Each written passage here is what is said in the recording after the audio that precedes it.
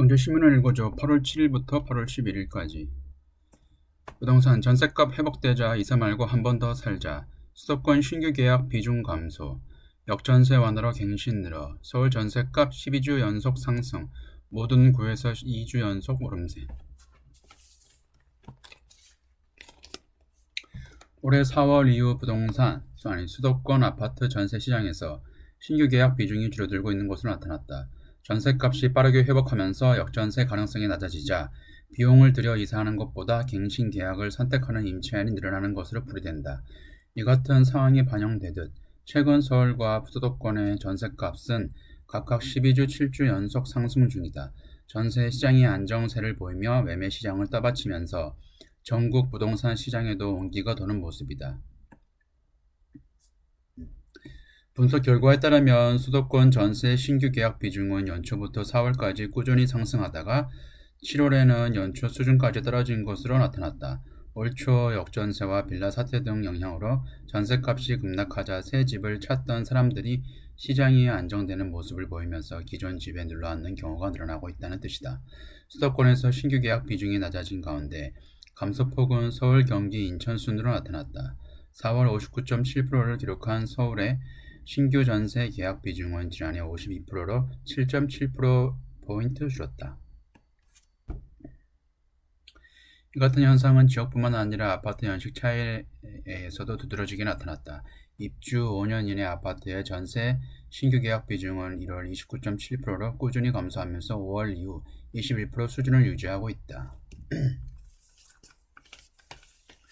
지역별로 보면 최근 전셋값이 상승한 서울 강동구와 송파구는 4월 이후 신규 계약 비중이 절반 이하로 줄었지만 일부 수도권 지역은 전체 거래 중 70% 이상이 신규 계약으로 나타났다. 전셋값 회복세와 보증금 차액 반환 대출 완화 등 역전세 대응 반응이 마련된 만큼 앞으로 신규 전세 계약 비중 감소 추세는 서울을 시작으로 인접 지역까지 확산될 것으로 보인다.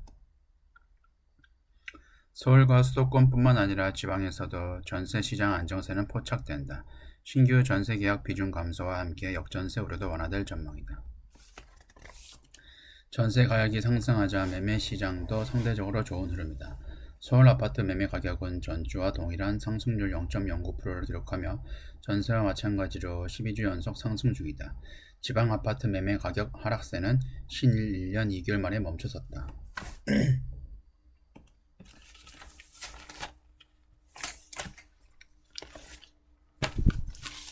경제, 금융, 주식, 미금리 급등 장기채 담은 서학개미 불안, 신용 강등 여파에 매도세 집중, 10년물 금리 4%대까지 올라, 작년 10월 최고금리에 근접, 밀가에선 금리 추가 상승 전망, 세배 레버리지 투자자 악소리.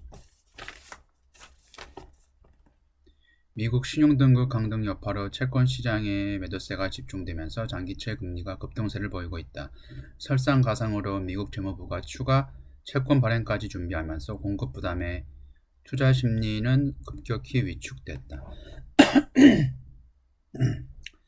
서학개미들이 올해 1조 원가량을 사들인 미국 장기채 세배 레버리지 상장지수 펀드는 2009년 상장 후 최저점을 기록했다. 밀가에선 향후 장기채 금리가 5%를 넘어설 수 있다는 경고의 목소리가 나오고 있다. 미국 채권 시장에 따르면 지난 4일 장 마감 이후 미국 10년물 국채금리는 4.042% 거래를 마쳤다. 3일에는 최대 4.22%까지 오르기도 했다. 미국 10년물 국채금리가 4.1%를 넘는 건 지난해 10월에서 11월 이후 처음이다. 듀레이션, 잔존 만기가 긴 20년물, 30년물 국채금리도 각각 4.369%, 4.203%에 마감했다. 향후 미국 장기채가 추가 상승하게 되면 미국 연방준비제도의 고강도 긴축 공포가 정점에 다다랐던 지난해 하반기 고점 수준을 넘어서게 된다. 미국 3년물 국채금리 등 단기금리는 지난 6월에서 7월 수준을 유지하고 있는 반면 장기채 위주로 금리가 급등하는 모양새다. 채권 시장은 장기채의 표본을 거래량이 가장 많은 10년물 국채금리로 판단하는 편이다. 올해 내내 미국 10년물 국채금리는 4.1%를 중요한 저항선으로 인지하며 돌파가 막혀왔다. 은행 시스템 붕괴 우려의 4.1% 이상의 상승은 저지된 바가 있다. 이런 상황에서 채권 시장의 지난주 장중 10년물 국채금리가 4.1%를 넘어 4.2%까지 도달했다는데 주목하고 있다. 여기서 10년물은 시장금리랑 통하고요. 그 다음에 2년물, 3개월물은 정책금리, 미국 기준금리랑 거의 같이 간다고 생각하면 된다. 미국 기준금리는 지금 거의 한 상한선으로 5.5%까지 올라갔습니다. 미국의 경제 노동 지표가 견고하게 나오면서 고금리 환경이 생각보다 오래 지속될 것이라는 전망이 일어나는 가운데 국제신용평가사인 피치가 미국의 국가신용 등급을 AAA에서 AA 플러스로 강등하는 게 채권 투매를 유발했다는 지적이다. 여기에 미국 재무부는 장기채 발행 규모를 기존 960억 달러에서 증액한 1030억 달러로 확대할 계획임을 밝혔다. 재정 적자가 더 악화되면서 이를 채권 발행으로 메우겠다는 것이다. 채권 공급량이 늘어나면 그만큼 시장에서 가격은 하락하고 이는 금리 상승으로 이어질 수 있다. TMF ETF는 평균 듀레이션 17년 정도의 미국 장기채를 편입한 상품으로 기초지수의 일일 수익률을 3배로 추정하는 레버리지 ETF다. 향후 연준의 금리 인하 기대감이 선매수한 서학 개미들이 많은 상황인데 손실이 클 것으로 예상된다. 일가에선 향후 미국 장기채 금리가 추가로 상승할 것이라는 전망을 내놓고 있다. 미국 10년물 국채금리가 3.7에서 3.8% 수준에 머물 것이라고 추정했지만 최근 전망치를 내년까지 4% 이상으로 수정했다. 이게 금리가 정상적으로 되려면은 원래 장기 금리가 단기 금리보다 더 높아야 되거든요. 지금 현재는 장단기 역전이 된 상태인데 이게 계속 지속적으로 되면은 정책적으로나 시장에나 큰 부담이 될 수가 있습니다. 4.2% 시장 금리가 4.2% 넘어가면은 지금도 물론 그렇지만은 장기 금리가 올라가면은 그만큼 성장주에는 부담이 될 수가 있습니다. 다음 반도체 회복세에 더 뚜렷해진 상저하고 KDI 올 성장률 1.5% 유지, 반도체 수출 물량 지수 21% 상승, 제조업 재고율도 크게 줄어 원유 등 원자재값 상승에 물가 전망은 3.4%에서 3.5%로 중국 경제 불안이 최대 변수.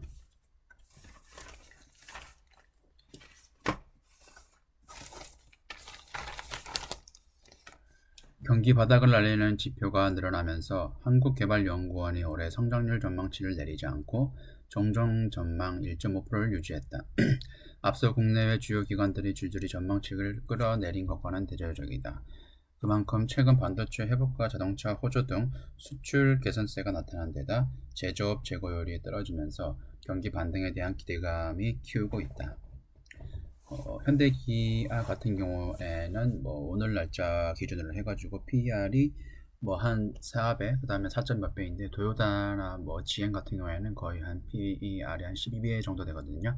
그래서 저평가라고 인식이 될 수가 있고, 그 다음에 환율 같은 경우에도 1320원으로 다시 올라갔습니다. 1280원, 1290원까지 됐다가 다시 원화 약세가 되면서 현차나 기아 같은 경우에 영업이익이 환 차익으로 인해서 더 상승 영업이익이 더 상승할 수 있습니다. 다만 현대 기아의 영업이익이 증가하면은 그만큼 환 차익으로 인해서 만약에 원화 약세가 된다고 하면 그만큼 우리 국내 증시에는 오히려 더 안 좋을 수가 있습니다. 6월 제조업 가동률은 71.9%로 전달 대비 소폭 줄었지만 재고율은 122.7%에서 111.4%로 대폭 하락했다.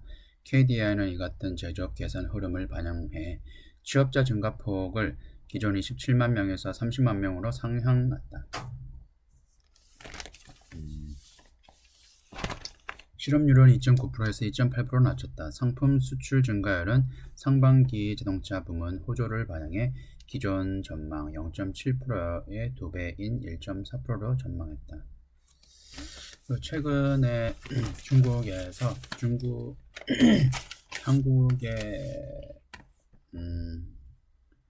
한국에 방문하는 그런 관광객에 대한 제한을 풀어가지고 호텔 신라나 파라다이스 이런 면세점 그리고 도박, 카지노 이런 주식이 폭등을 했습니다. 상반기 수출 부진 속에서 국내 경제를 견인한 소비는 하반기에 다소 주춤하면서 상반기만큼 긍정적인 파급력을 가지지 못할 것으로 예상했다. KDI는 국외 여행 회복 속도가 만만한 수준에 그치고 있다며 민간 소비 증가율 전망치를 기존 3%보다 낮은 2.5%로 하향했다. 한국을 둘러싼 대외 경제와 관련해서는 중국 경제의 불안에도 불구하고 미국을 중심으로 글로벌 경기에 대한 평가가 개선됐다고 밝혔다. 국내외 다른 정부와 한국은행, 국제통화기금은 앞서 제조업 부진과 수출 감소를 이유로 올해 성장률 전망치를 하향 조정해 1.4%로 제시했다. KDI는 향후 경기 회복의 위험 요인으로 중국 경기 불안을 꼽았다. 중국 부동산 시장 하락이 경기 침체로 이어지면 한국 경제의 성장세도 더뎌질 것이란 예측이다. 미국 등 주요국에서 금리 인상이 이어질 가능성도 경기 회복을 끌어내릴 위험 요인으로 꼽혔다.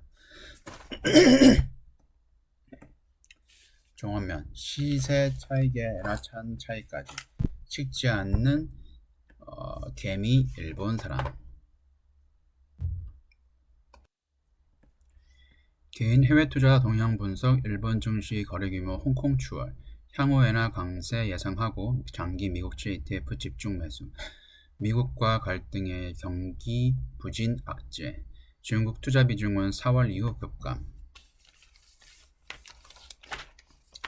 최근 개인 투자자들이 해외 주식 거래 규모에서 일본 시장이 홍콩을 앞지른 것으로 나타났다. 일본 증시 강세와 엔화 하락 흐름에 올라타기 위해 투자자들의 주식 거래가 활발하게 일어났다는 분석이다. 경기 부진과 지정학적 리스크에 시달리는 중하권 주식 비중을 축소하는 대신 역대급 엔저 현상에 따른 엔테크 투자 전략을 펼친 결과로 풀이된다. 개인 투자자들의 시장별 거래대금 비중을 분석한 결과 지난 5월부터 일본 주식이 큰 차이로 홍콩을 앞선 것으로 나타났다. 지난 1월만 해도 일본 비중은 31%에 그쳐 홍콩 51%에 크게 밀렸다. 일본 증시 상승세가 5월부터 일본의 자금이 몰리기 시작한 배경으로 지목된다. 실제 일본 증시 대표 지수인 니케이 225 평균 주가는 4월부터 가파른 오름세를 보이더니 5월 말에는 버블 시기인 1990년 7월 이후 33년 만에 최고치를 갈아치웠다. 키움증권 데이터랩은 상승장과 환차익 두 가지를 동시에 노린 투자자들이 5월부터 일본 주식을 집중적으로 매수한 것으로 보인다고 분석했다. 반대로 중국 경기 회복을 둘러싼 우려가 계속되면서 홍콩 주식을 향한 관심은 식고 있는 모습이다. 미국과 중국 간 지정학적 갈등도 중국 본토나 홍콩 시장에 대한 투자 심리를 억누르는 재료로 작용했다는 분석이 나온다. 한 증권사 관계자는 엔저 현상이 맞물리면서 엔화 상승 시 추가 이익을 얻는 엔테크가 인기를 끌었다고 정했다. 이 밖에도 일본 주식 투자자들은 글로벌X 일본 반도체 ETF 비중도 확대됐다. 소니그룹, 아식스, 마루베니 등도 순매수 상위 목록에 올랐다. MMF에 몰린 190조 개미 비투할 때 발뺀 기업들. 6월 말 대비 잔액 22조 급증, 90% 이상이 국내 기업 자금. 불안 커져 안전자산에 맡겨 개미, 초단기 비투 광풍여전, 못 갚는 주식 대금 3천억 급증, 공모펀드 ETF 채권은 인기. MMF는 머니마켓 펀드, 개인 투자자 사이에서 2차전지, 초전도체 등 테마주 광풍이 몰아치는 가운데 국내 기업들은 법인 자금을 은행 수시 입출금 통장에서 빼내 머니마켓 펀드로 옮긴 것으로 나타났다. 법인 MMF에 돈이 쌓인다는 것은 기업들의 향후 경제 상황을 회의적으로 본다는 뜻이다. 미래가 불투명하기 때문에 수시 입출금이 가능한 MMF에 일단 돈을 옮겨두는 기업이 크게 늘어나고 있다는 것으로 보인다. 한은은 자금 이동에 대해 조심스러운 분석을 내놓고 있지만 시장은 이미 뚜렷하게 양쪽으로 갈라졌다. 기업과 일부 개인 투자자들은 위험자산 비중을 줄이고 장기도 짧게 가져가고 있다. 다른 한편으로는 신용도 써서 테마주 투자에 몰빵하거나 높은 변동성에 반대 매매를 당하는 투자자도 적지 않다. 워렌 빅 같은 경우에도 미국 국채 단기채에 엄청 많이 투자를 했다고 얘기를 하더라고요. 네.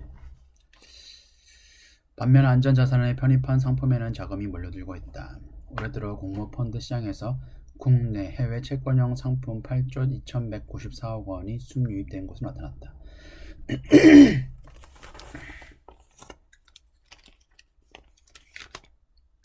이차전지가 고평가됐다고 판단해 주가 하락에 베팅하는 공매도도 집중되고 있다. 지난달 코스닥이 이뤄진 공매도 거래 대금은 22조 8,700억 원으로 코스컴 집계일에 최대치를 기록했다.